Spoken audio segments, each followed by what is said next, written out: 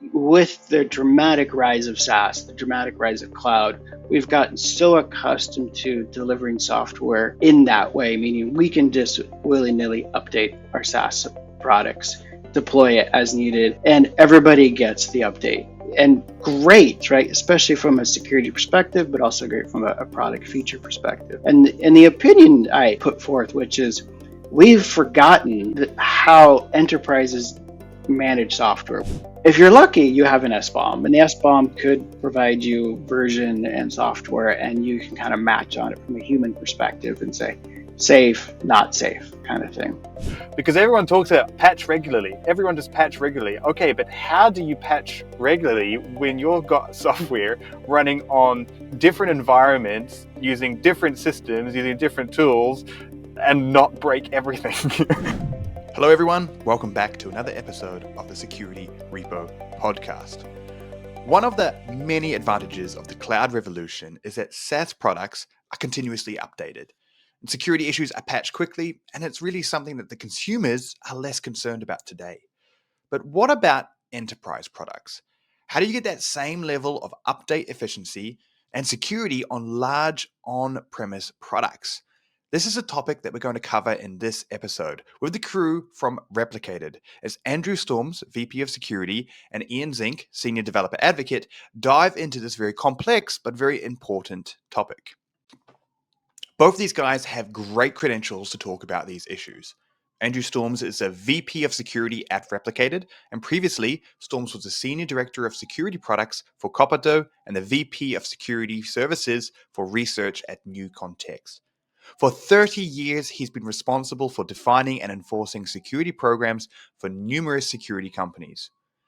Andrew has also led initiatives with electrical utilities and the Department of Energy to research methods for automated cybersecurity threat detection and response for industrial control systems.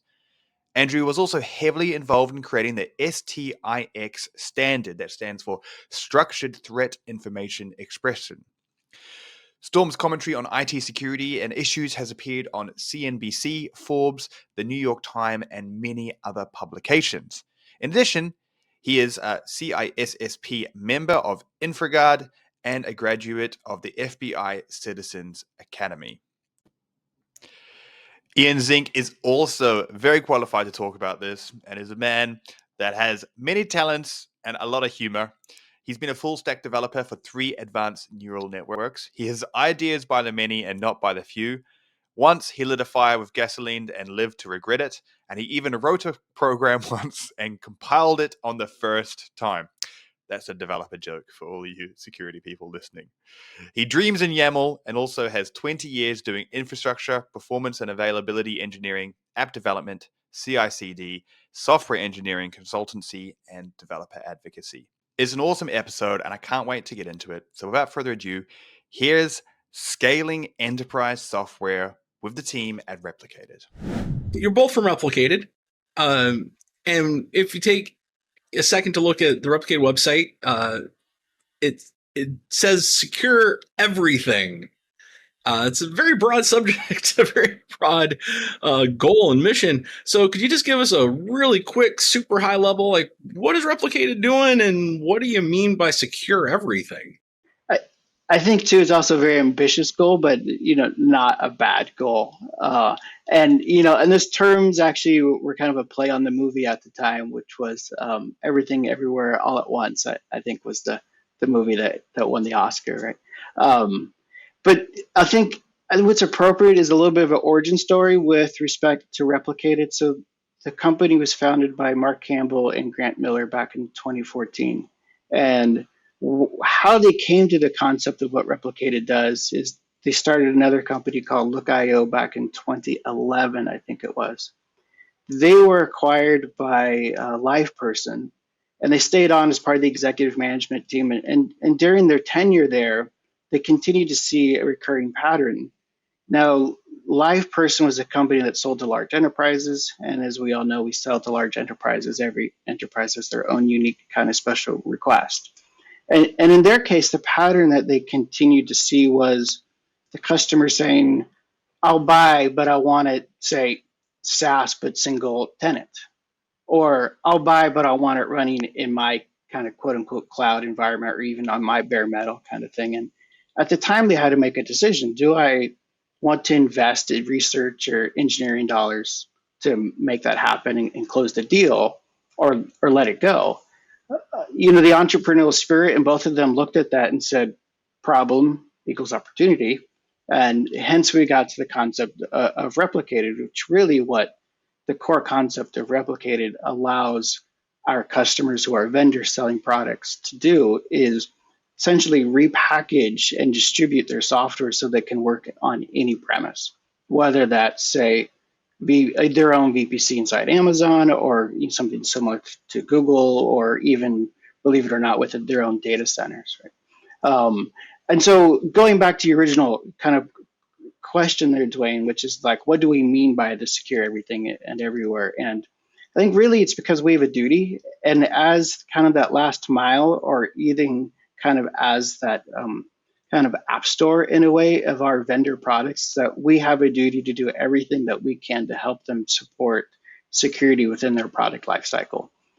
And because we are kind of that last mile, we need to really take that to heart. And so what we mean by this is, yes, we really do take security and compliance and everything to heart in everything we do, whether that's us within the kind of the corporate infrastructure networks, whether that's in our product development practices, or whether that's even security features within the product itself.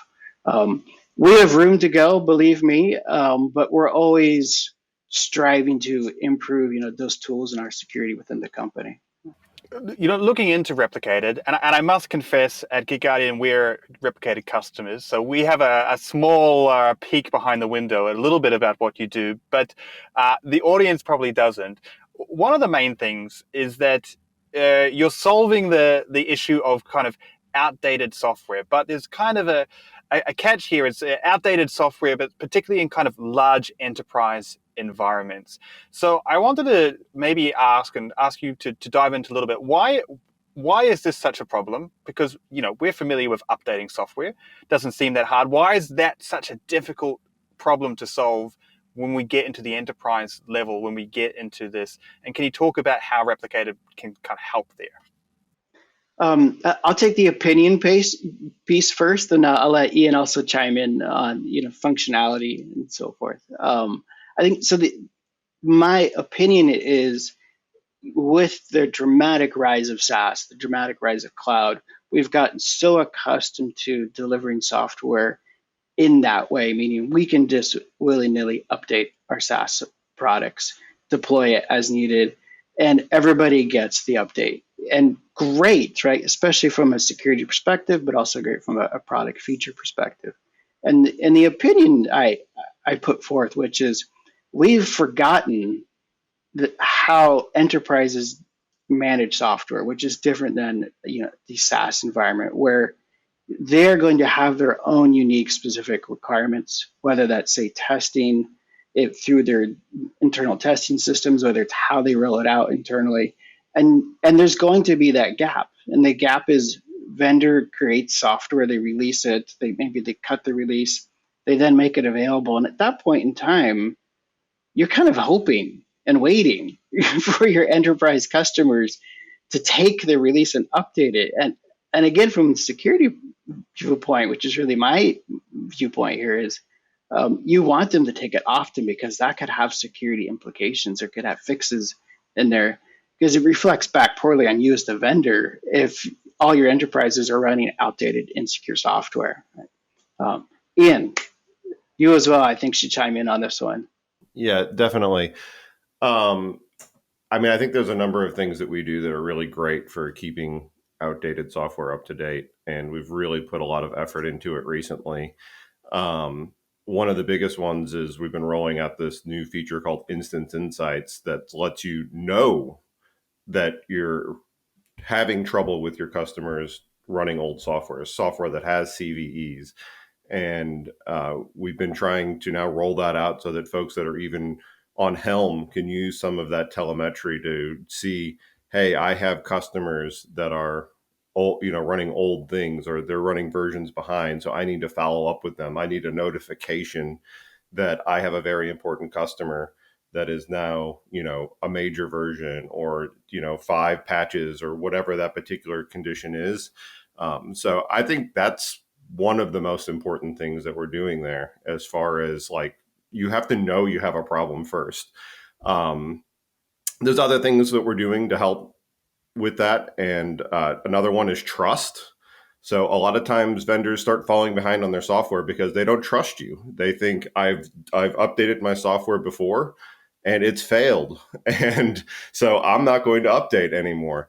And we're rolling out a product called Compatibility Matrix that will let you test against all these customer-like environments for many different Kubernetes distributions, EKS and Kind being a couple ones, and I know OpenShift also coming up. So which will be, ones that typically often can be a little bit different. So knowing that every commit that you're keeping your software working and upgradable is another big thing we're doing. And another feature we have is pre-flight checks. So whenever someone goes to upgrade or they go to install, verifying that's actually going to be successful, making sure there's enough disk space, enough CPU, enough nodes, really helps with people keeping their software up to date, which solves the CVEs, which is really, I believe, one of the most fundamental security problems is keeping up to date.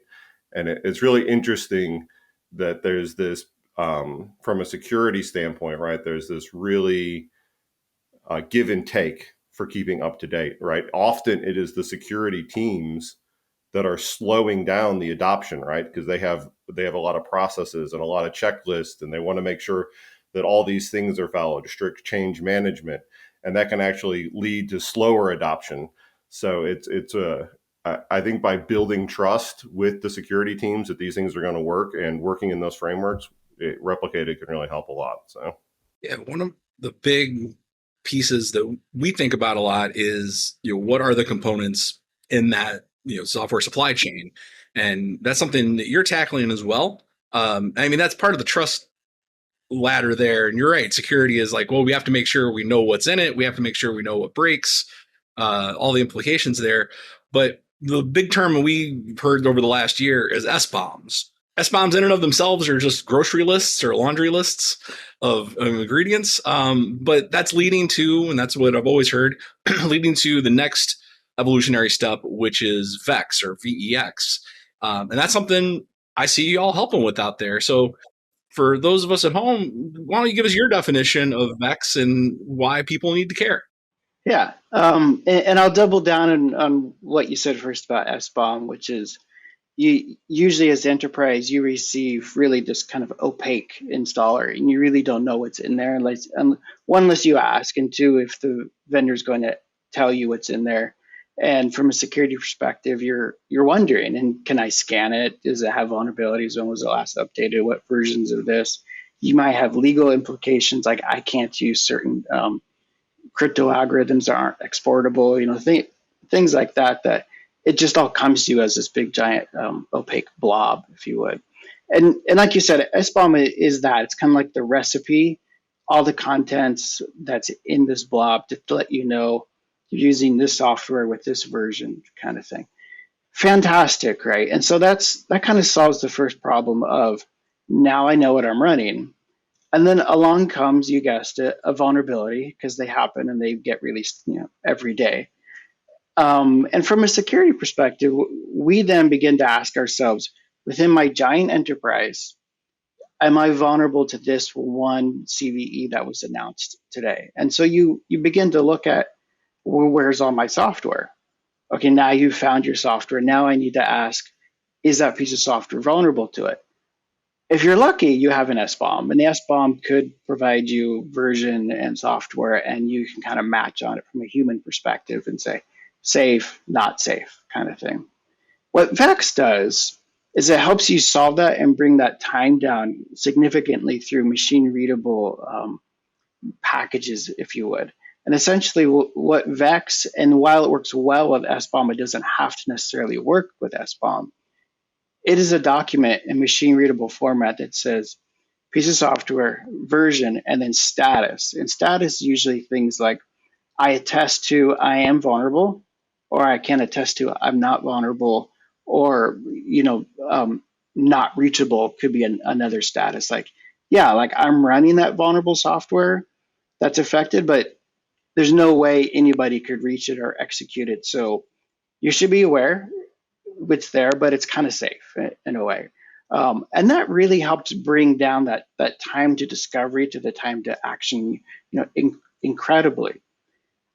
The other great thing about Vex is that it's not a one-time thing, meaning you can deliver your Vex for your product that says, yes, maybe I am vulnerable. And then once you patch it, you can then update it. And then there's this history that says, was vulnerable, now not vulnerable. And to fix it, you need to upgrade to this version over here. So like I said, it's just not a one-time thing.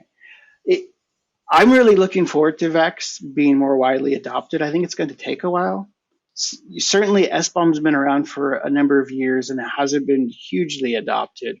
And so today we're really on just really open Vex is one project that's out there today, which is probably the most popular use of Vex. And there really still isn't a lot of people using it, but from the replicated perspective, if we can help our vendors create and publish SBOMs as well as Vex, then we've really helped them as well deliver what we were just talking about, a better sense of trust, with their enterprise customers. Hopefully that helps. It's kind of glanced over a lot of what Vex is. Yeah. I really like what you said there. Reduce that time from time of discovery to time to action. That's the one takeaway I keep hearing is like it helps you actually react to those near real time events. New vulnerability pops up. What do I do? Now I got to go search my SBOMs. No, I just look at the Vex. Now I know instantly. Yeah. I can't tell you how many times, say, OpenSSL has been patched, and I'm busy emailing all of my vendors, or I'm busy getting on their support channels or emailing sales, the support teams and hoping. And meanwhile, I'm over here having all my hands on keyboard staff trying to figure it out for themselves. Like maybe they've pulled the proof of concept, maybe they're executing it against the non-production instance to see if it works, and really, I would just want the vendors to tell me right off the bat, yes or no, what do I need to do? Just get to the action part. Yeah.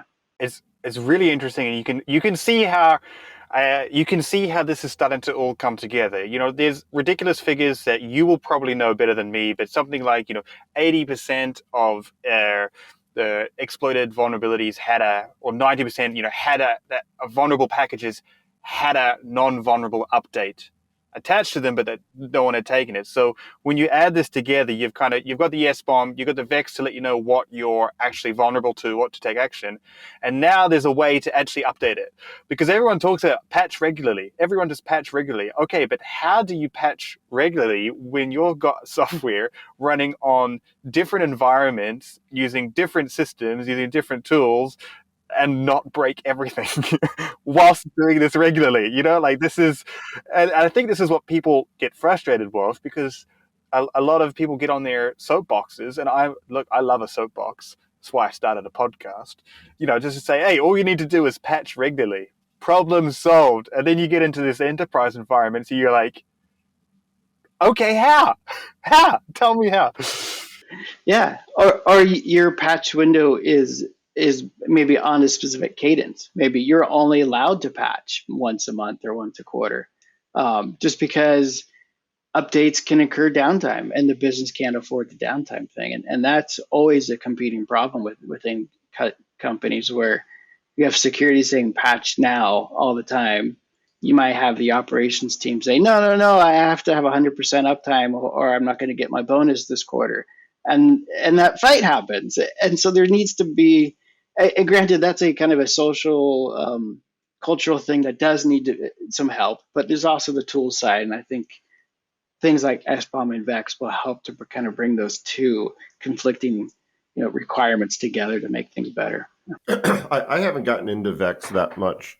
And as you were describing it, I was trying to kind of place out in my mind what exactly is the relationship between the SBOM and VEX. So I think first of all, you should know that they both don't have to exist. You can have one without the other, but they do love to work with each other, obviously, right?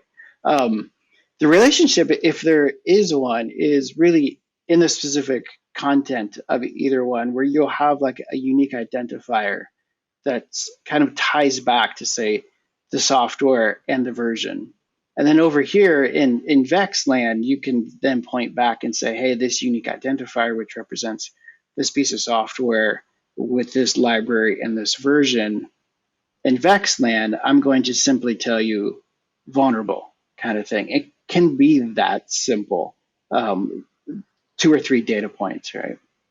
As explained to me by someone from Cloud Native Security at the Cloud Native Security Conference, was SBOMs have always just been a stepping stone to get the formulation right of how things are packaged together. VEX was the eventual goal of like, how do we take the standardized form and make something useful out of it? So as everyone ran around for a better part of a year saying, how do we make SBOMs? How do we make SBOMs?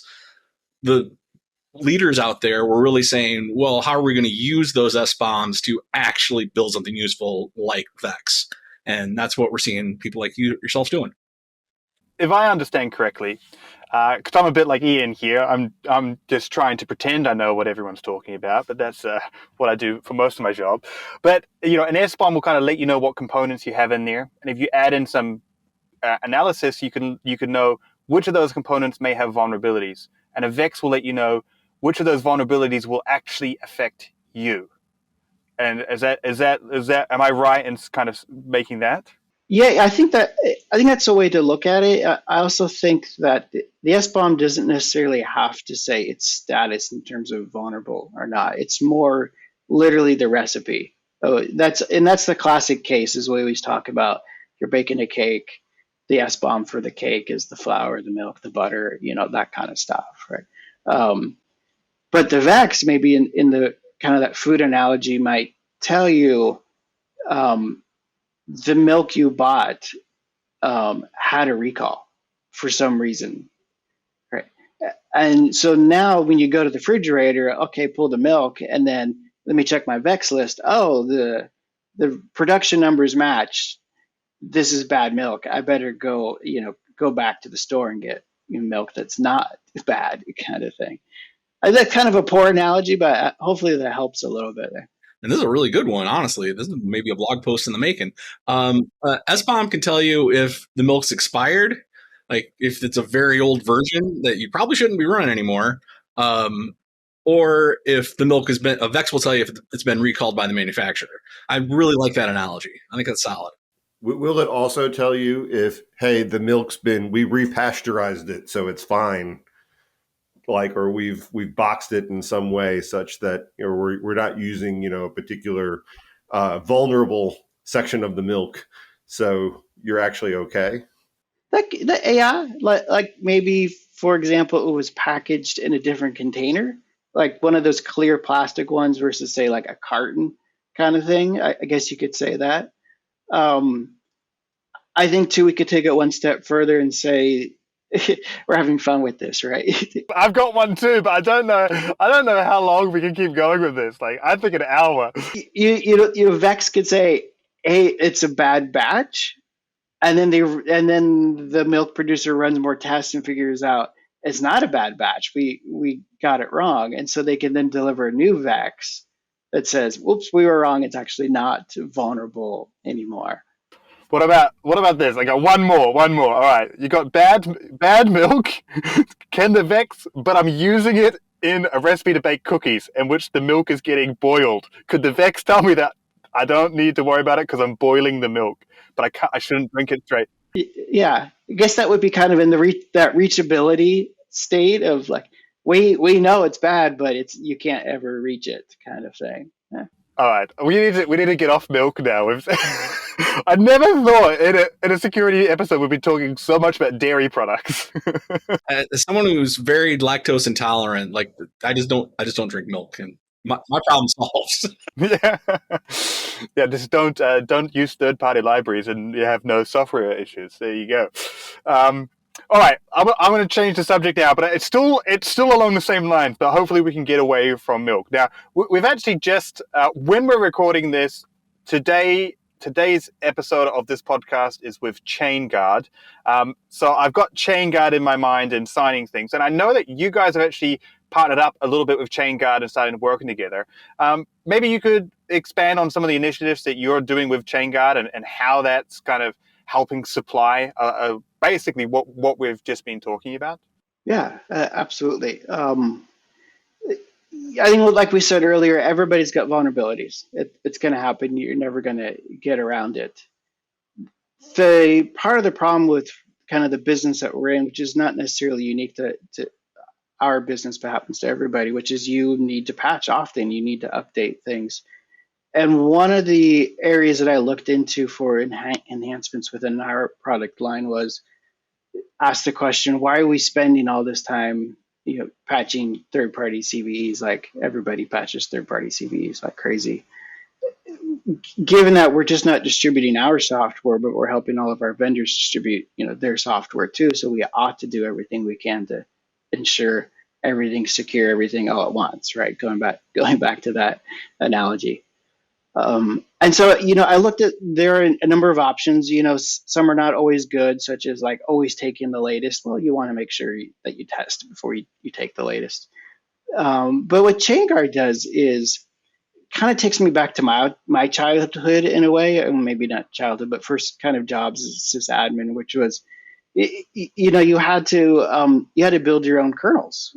And I was a big OpenBSD, and I was a Solaris person, AIX kind of stuff, and we were always on that mindset of when you compile that kernel, you pull out everything possible that you're not going to need, or when you compile the userland binaries, you pull everything out that you're not going to need, because not only was it faster and slimmer, but it was more secure, less surface area to attack, right?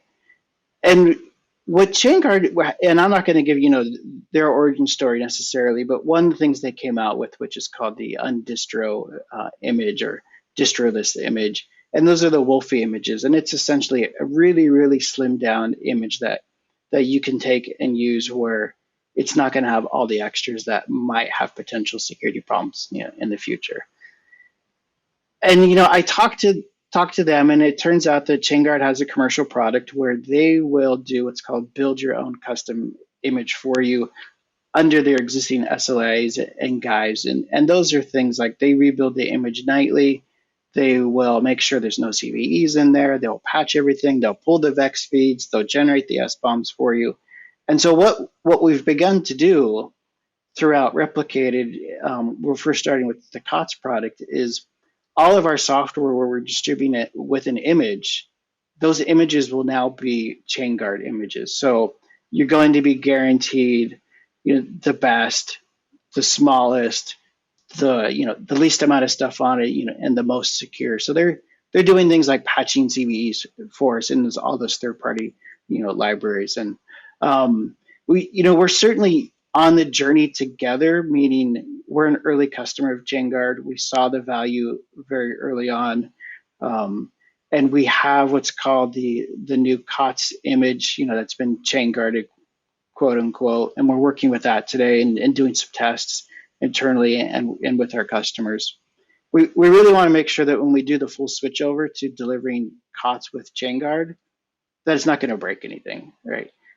We can't take that risk. And so we're still in that phase of, completing the last bits of the testing and the integration phase. In terms of partnership per se, we have a lot of similar customers. And so what we do with ChainGuard really helps ChainGuard, and certainly in reverse too. So yourselves as a customer of Replicated will begin to receive, when you go and pull down COTS, you'll notice that it has a new image in the distribution. It's not the one that we built necessarily, or it's not necessarily the one we took from Docker Hub, for example. it's going to be, the new chain guard COTS image. But definitely we can trust it. That's the underlying premise here. Yeah, and going back to the whole supply chain thing, right? And SBOMs is there will be an attestation that comes along with it that says this is exactly what's in it, and that's your SBOM. And on top of that, they're going to start delivering vex feeds of everything in their images as well. And so we layer on top of that what Replicated can do to help our vendors create the SBOMs and create the VEX. You're going to get that full chain all the way back as far as we can deliver of that supply chain, where you can say, I trust this thing that came from the vendor. On top of underneath that is Replicated.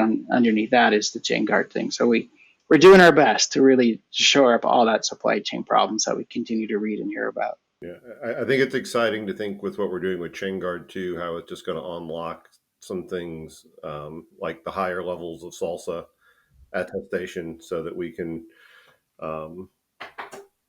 as those requirements get more stringent from customers and governments, that we'll be able to meet them, and so that'll be pretty cool. Yeah, I am really looking forward to that. It's also like level 1 today is not necessarily difficult to meet. It's more about an attestation. It's kind of almost like a self-assessment questionnaire that you're delivering of like, this is how my product's built. This is everything that's involved. And when you want to go beyond that, you really then have to start attesting to the security and the integrity of the entire development process, software plus images and the entire supply chain. So there aren't a lot of companies today able to say that they can reach Salsa level 3. And I think when we get fully integrated here with ChainGuard and when they start delivering their Salsa higher levels later in the year, we'll be able to piggyback on top of that as well. I do want to switch it up a little bit because we only have so much time with you. And there are a couple other things that we wanted to ask you. One of the biggest ones in my mind, Mac and I are both speakers at a lot of different events. And you all host your own regularly occurring event, which I love the name, Replicon. I love that as a virtual event that you host. Could you just give it a quick high level on what is Replicon and why might someone that's tuned into this program tune into your channel? Sure. So Replicon is our, like as you said, it's our quarterly conference, and we try to give our customers on a quarterly basis an update of everything that's happening within our own ecosystem, but also more broadly. We've had some non-customers, at least not customers yet, on, and actually had some really fascinating talks with them. If you're interested in software distribution at all, we have a lot of great talks where we bring up the topics of what does it mean to distribute software and what kind of processes and technologies can make that successful.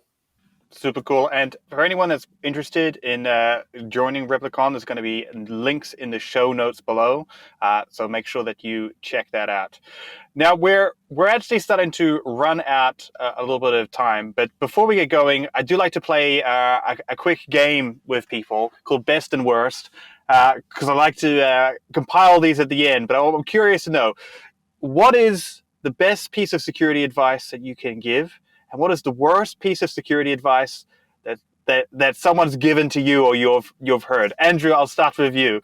We'll start with the best and finish on the worst. Oh, the best is probably, let me go back to the 90s again, which was, my boss came over to me one day and said, what are you doing? Do you even know who your customer is? And I was thinking, it's the people buying our end software products. And he looked at me and said, no, your customer is the employees of this company. You need to realize you're in a role to support and to enable. And so for me, I always go back to that. The best security advice I give to people is realize you're not the no person. You're the enabler person. You really need to do your best to make sure the business is doing its best with security in mind. Yeah. That's good, Ian. I think you're gonna have to think of one that's gonna top that. That was very good. And that's a tough order, but I would say my the advice that I've kind of pushed the most when I've been out at enterprises is, if you want to be secure, move fast. And I think that's just so important for keeping yourself secure. Like you can't, because there's this tendency to do the opposite. We want to be secure, so we're not going to change things. We're just going to keep things the way they are. We know how they work. But if you really want to be secure, you have to move fast. So I think that's been the best advice I've seen, that enterprises, if they can really choose to adopt that into their own ethos, it can really help them. Yeah, that's great. Both great pieces of advice. And yeah, let's flip the script a bit. What's something that you hear a lot in the industry, or maybe someone's told you that you just think that is terrible security advice? Andrew, I'm going to go back to you. If you heard the phrase, you don't need to outrun the bear, you just need to outrun your friend. I hate that analogy. Yeah, there's some truth to it, but you know what? Just because you're not like the big target doesn't mean you're not a target. So you really still need to do the best things and the best you can all the time. That reminds me a little bit.